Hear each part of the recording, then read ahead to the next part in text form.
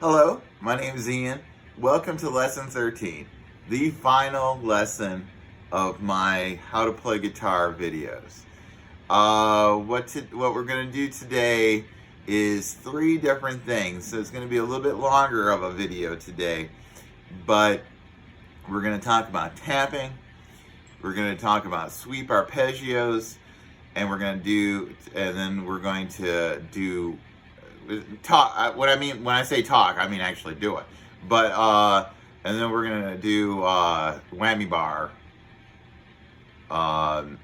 variations and stuff. So with tapping, it's kind of interesting because most people tap the Eddie Van Halen way, which is kind of like you hit the note, you push down, and then you go back up, hit the note, push down, and back up, hit the note, push down, and that's it. And I noticed that, and I said, that's kind of crazy, because you don't pick like that. There's trim picking where you go up and down and everything like that. And it's like, if you apply that to tapping, you can create a very fast tapping, you can create triplet tapping, and you can do a lot of different things. So you go hit the string, go down, hit the string, go up, hit the string, go down, hit the string, go up.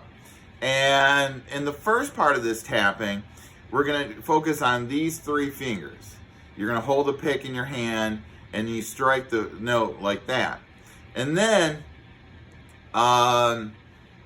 when we go up to the 12th fret, the E minor, even though we're in B major, what we're going to do is you tap 8 times with your first finger, down, up, and then you switch the pick to your first finger and thumb, and then you use your middle finger, ring finger, and little finger for the 13, 14, and 15.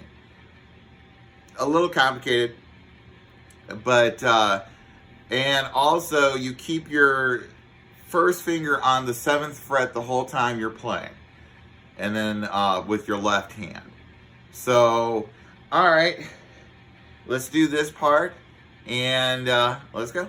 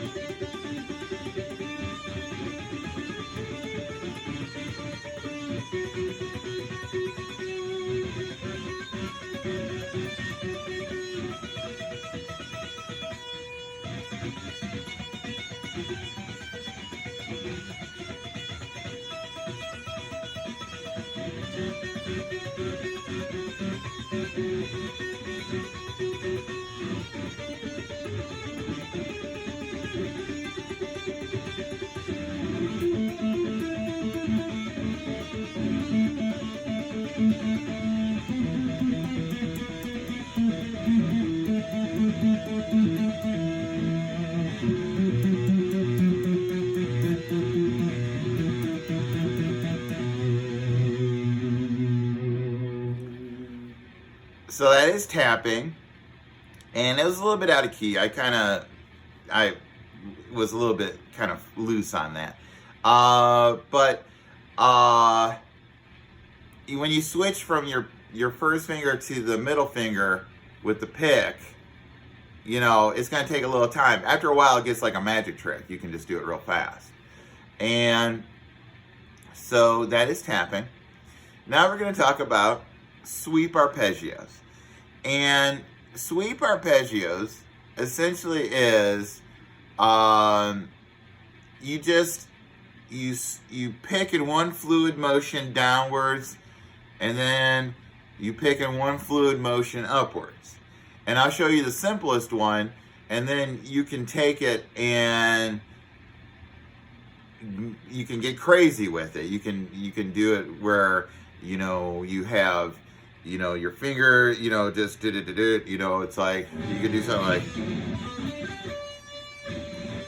you know, something like that where you go you know, and you can do like that, but then you get quick at it. I'm still working on sweep arpeggios. That's where I'm at in my playing.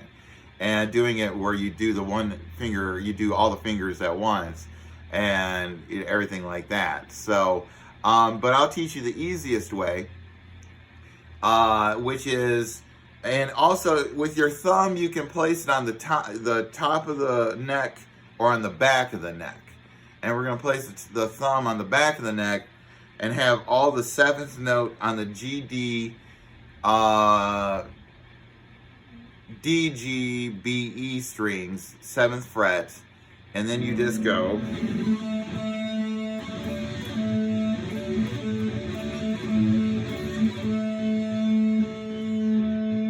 And that's a sweep arpeggio.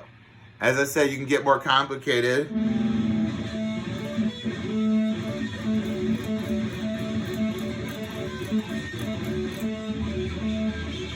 Or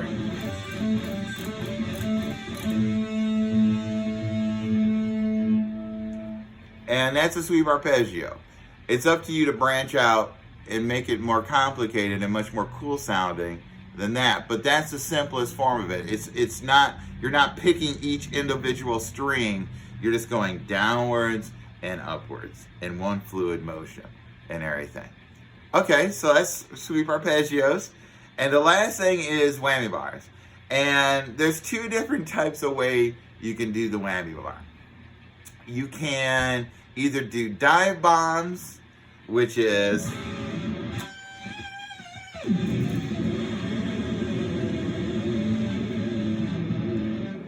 or you can do it smooth, where you're trying to mimic another note. And what I mean by that is, if you can hear the difference between these two notes, what you do is with this note,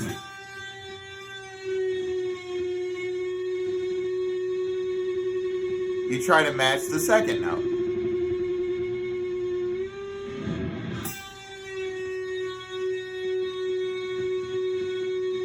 And what you do is you place these fingers in that shape on the whammy bar, and you slowly push down. Or you lift up.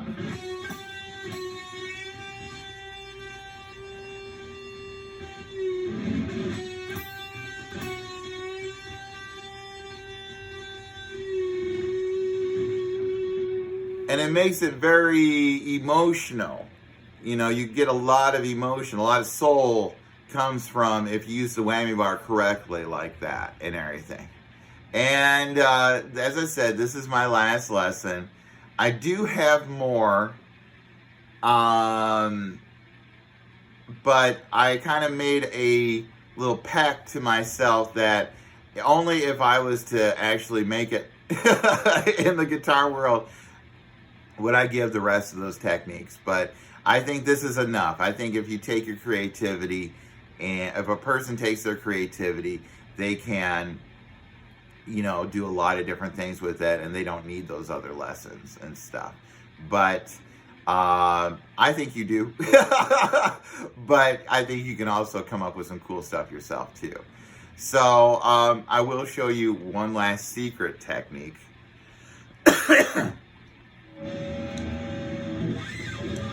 You hold the 10th fret with your pinky, and you trill behind it with your other fingers while you hold it. So,